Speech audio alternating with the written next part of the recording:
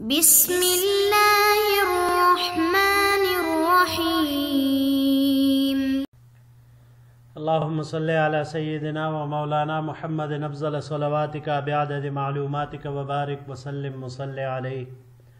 بسم اللہ الرحمن الرحیم۔ عزیز طلباء کرام، امید ہے کہ انشاءاللہ العزیز آپ سب خیر و عافیت کے ساتھ ہوں گے۔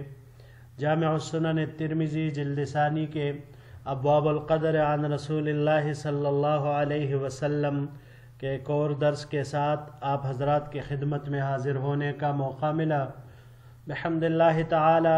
آج ہمارا سبق نمبر 124 ہے، تو بڑھتے ہیں اپنے سبق کی طرف۔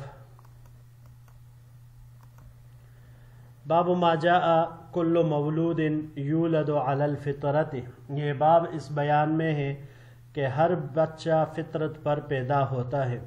وبہ قال حدثنا محمد بن یحییٰ القطعی قال حدثنا عبد العزیز بن ربیعۃ البنانی قال حدثنا الاعمش عن ابی صالح عن ابی ہریرہ رضی اللہ تعالی عنہ قال، ہمیں روایت کی محمد ابن یحییٰ قطعی نے، انہوں نے عبد العزیز ابن ربیعہ البنانی سے، انہوں نے اعمش سے، انہوں نے ابو صالح سے، اور ابو صالح نے حضرت ابو ہریرہ رضی اللہ تعالیٰ عنہ سے نقل کیا کہ ابو ہریرہ رضی اللہ عنہ نے فرمایا، قال رسول اللہ صلی اللہ علیہ وسلم، کہ حضور نبی کریم صلی اللہ علیہ وسلم نے ارشاد فرمایا، کل مولود یولد علی الملت فابواہ یہودانہ او ینصرانہ او یشرکانہ،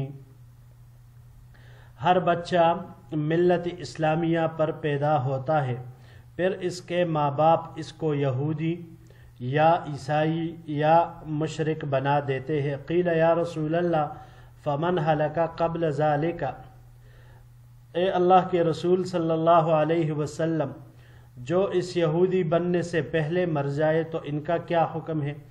قال، آپ صلی اللہ علیہ وسلم نے ارشاد فرمایا، اللہ اعلم بما كانوا عاملین بہ، اللہ ہی زیادہ جانتا ہے کہ وہ کیا عمل کرنے والے تھے۔ وبہ قال حدثنا ابو قریب والحسین بن حریث قال حدثنا وکیع عن الاعمش عن ابی صالح عن ابی ہریرہ عن النبی صلی اللہ علیہ وسلم نحوہ بمعناہ وقال یولد علی الفطرۃ۔ ہمیں روایت کی ابو قریب اور حسین ابن حریث نے، یہ دونوں حضرات فرماتے ہیں کہ ہمیں روایت کی وکیع نے، انہوں نے اعمش سے، انہوں نے ابو صالح سے، انہوں نے ابو ہریرہ رضی اللہ تعالیٰ عنہ سے، انہوں نے حضور نبی کریم صلی اللہ علیہ وسلم سے اسی حدیث کی طرح ہم معنی روایت نقل کی اور فرمایا یولد علی الفطرۃ۔ یہاں پر یولد علی الملت ہے، اس میں یولد علی الفطرہ کا ذکر آیا ہے۔ هذا حدیث حسن صحیح، یہ حدیث حسن صحیح ہے۔ وقد رواہ شعبۃ وغیرہ عن الاعمش عن ابی صالح عن ابی ہریرہ عن النبی صلی اللہ علیہ وسلم فقال یولد علی الفطرہ۔ شعبہ نے جو اسے روایت کی اور ان کے علاوہ کئی دوسرے حضرات نے، اعمش سے، انہوں نے ابو صالح سے، انہوں نے ابو ہریرہ سے، انہوں نے نبی کریم صلی اللہ علیہ وسلم سے، تو اس میں حضور نبی کریم صلی اللہ علیہ وسلم نے فرمایا یولد علی الفطرۃ، اس میں بھی ملت کی جگہ فطرت ہی کا ذکر ہے۔ جی عزیز طلباء کرام، حدیث الباب میں ملت کا لفظ جو آیا ہے تو اس سے مراد فطرت ہے۔ فطرت سے کیا مراد ہے؟ تو پھر اس کے بارے میں شارحین کے دو اقوال وہ سب سے زیادہ مشہور ہیں، انہی کو یہاں پر ذکر کرتے ہیں۔ امام احمد بن حنبل، امام بخاری اور ابن عبد البر رحمہم اللہ وغیرہ حضرات کی رائے یہ ہے کہ فطرت سے مراد اسلام ہے، اور مطلب یہ ہے کہ اللہ تعالیٰ نے ہر انسان کو اپنے تخلیق کے اعتبار سے مسلمان پیدا کیا ہے، اگر اس کو گرد و پیش اور ماحول خراب نہ کرے تو ہر پیدا ہونے والا بچہ مسلمان ہی ہوگا۔ مگر عادتاً ہوتا یہی ہے کہ والدین اس کو بعض اوقات اسلام کے خلاف چیزیں سکھا دیتے ہیں۔ اب اگر یہودی والدین ہو تو وہ اس کو یہودی بنا دیتے ہیں، عیسائی ہو تو عیسائی بنا دیتے ہیں، تو جس کی وجہ سے وہ اسلام پہ قائم نہیں رہتا۔ دوسرا قول جو ہے تو علامہ طیبی، حضرت شاہ ولی اللہ اور شیخ عبدالحق محدث دہلوی رحمہم اللہ، ان حضرات کے نزدیک فطرت سے مراد استعداد ہے، استعداد یعنی ہر انسان میں اللہ تعالیٰ نے پیدائشی طور پر یہ استعداد اور صلاحیت رکھی ہے کہ وہ حق اور باطل کے درمیان امتیاز کر سکے، اپنے خالق اور مالک کو پہچان سکے۔ وہ اگر کافر بھی ہو تو بھی فطرتاً اس کے اندر اسلام قبول کرنے کی صلاحیت اور استعداد موجود ہوتی ہے، لیکن گھر کا ماحول، والدین اس استعداد کو ظاہر ہونے نہیں دیتے، کیونکہ وہی بات ہے جیسے یہاں پر ابواہ یہودانہ او ینصرانہ او یشرکانہ، تو وہ اس کو پھر اپنے ہی مذہب کے مطابق اس سانچے میں ڈال دیتے ہیں، لیکن اگر اسے صحیح ماحول میسر آئے تو اس استعداد کی بنا پر وہ ضرور اسلام قبول کرے گا۔ ان حضرات کے نزدیک حدیث میں فطرت سے یہی استعداد اور صلاحیت مراد ہے، یعنی علامہ طیبی، شاہ ولی اللہ اور شیخ محدث عبدالحق دہلوی رحمہ اللہ، شیخ عبدالحق محدث دہلوی رحمہ اللہ، ان تینوں حضرات کے نزدیک حدیث الباب میں جو فطرت آیا ہے تو فطرت سے یہی استعداد اور صلاحیت مراد ہے کہ جس کو استعمال کر کے انسان اسلام قبول کر سکتا ہے۔ یہ دوسرا قول ہی راجح اور مناسب معلوم ہوتا ہے، کیونکہ پہلے قول کے اعتبار سے اگر فطرت سے مراد اسلام لیا جائے تو پھر اس پر کئی اشکالات وارد ہوتے ہیں۔ چند ایک ذکر کر دیتے ہیں بطور نمونہ۔ پہلا اشکال اس پر یہ آتا ہے کہ فطرت سے اگر ہم اسلام مراد لیں تو پھر یہ قرآن کریم اور حدیث میں تعارض واقع ہو جاتا ہے، کیونکہ قرآن کریم سے معلوم ہوتا ہے کہ فطرت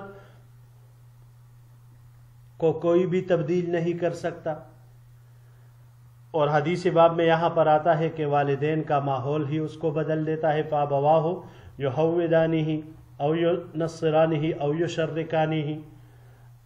تو اس وجہ سے یہاں پر فطرت سے اسلام مراد لینا مناسب نہیں، بلکہ اگر اس کی بجائے استعداد مراد لی جائے تو پھر تعارض لازم نہیں آتا، کیونکہ استعداد کو تبدیل نہیں کیا جا سکتا، استعداد نہیں بدلا جا سکتا۔ دوسرا اشکال اس پر یہ آتا ہے کہ قرآن کریم میں بھی ہم نے پڑھا 15ویں اور 16ویں پارے میں کہ حضرت خضر علیہ السلام نے جس لڑکے کو قتل کیا تھا تو اس کے متعلق جو صحیح حدیث میں ہے کہ اس لڑکے کے فطرت میں کفر تھا، اس لیے خضر علیہ السلام نے اسے قتل کیا۔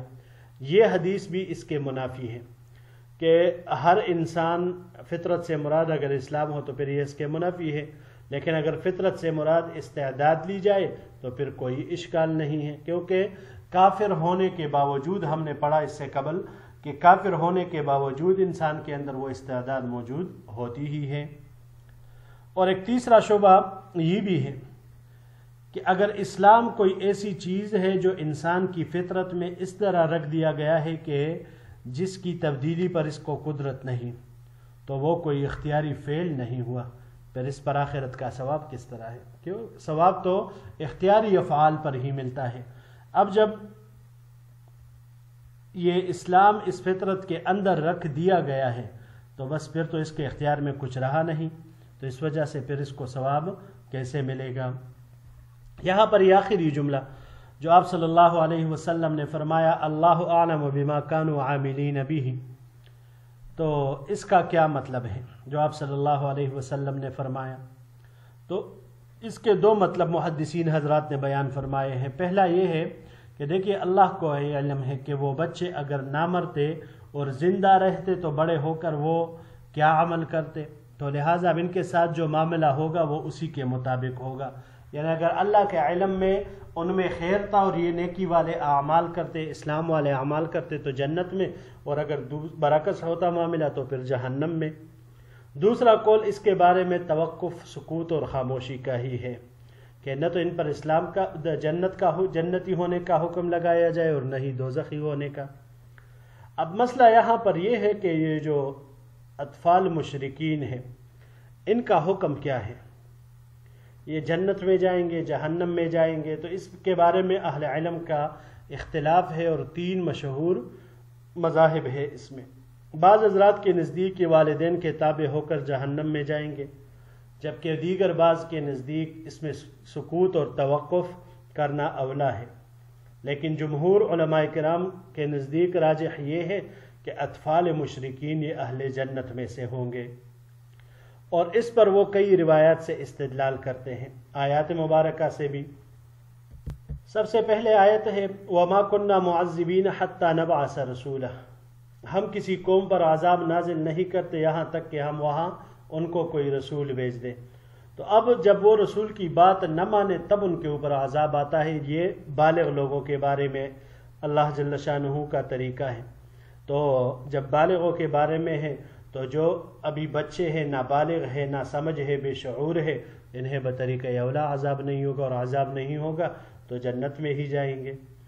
روایات میں سے ان کا پہلا مستدل بخاری شریف کی روایت ہے حضرت سمرہ بن جندب رضی اللہ تعالی عنہ کی، کہ جس میں نبی کریم صلی اللہ علیہ وسلم نے اپنے چھوٹے بیٹے حضرت ابراہیم علیہ السلام کو جنت میں دیکھا، اور ان کے آس پاس لوگوں کے بچے ہیں جن کی وفات فطرت پر ہوئی تھی۔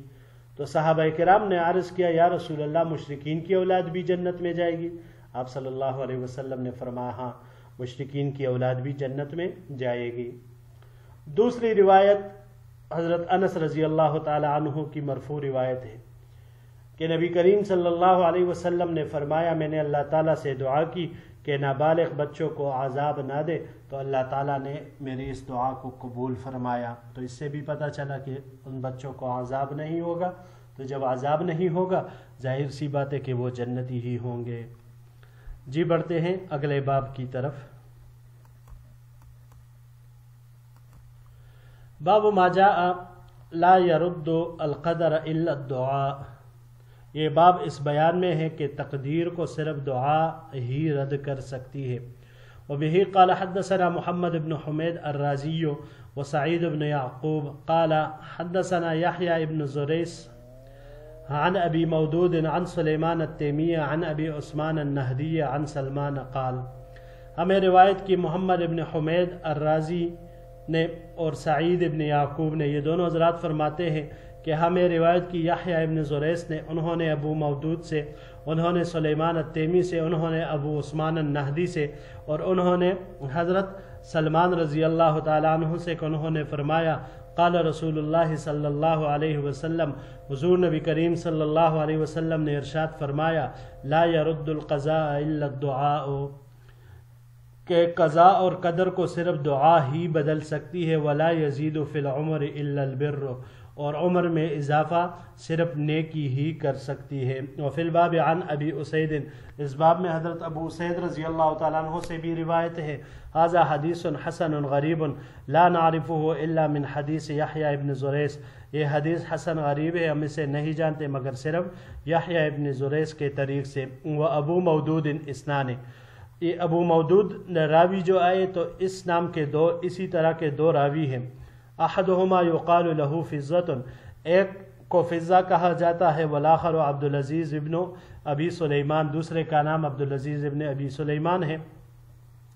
احدہما بصری، ایک ان میں سے بصری ہے، یہی فضۃ یہ بصری ہے، والآخر مدینی، اور عبد العزیز ابن ابی سلیمان یہ مدنی ہے۔ وَكَانَ فِي عَصْرٍ وَاحِدٍ، اور یہ دونوں ایک ہی زمانے میں تھے۔ وَأَبُو مودود الَّذِي رَوَى هَذَا الْحَدِيثَ اسمه فِضَّةٌ بصری، اور وہ ابو مودود جس نے یہ روایت نقل کی ہے اس کا نام فضہ ہے اور یہ بصری ہے۔ جی عزیز طلباء کرام، اس حدیث میں آپ صلی اللہ علیہ وسلم نے دو باتیں ارشاد فرمائی۔ پہلی بات، دعا سے تقدیر کا فیصلہ تبدیل ہو سکتا ہے۔ اب ہم نے تو پڑھا تھا تقدیر اٹل ہے، تو یاد رکھیے ابواب القدر کے بالکل پہلے سبق میں ہم نے وہاں پر پڑھا تھا کہ تقدیر کی دو قسمیں تھیں، تقدیر مبرم اور تقدیر معلق۔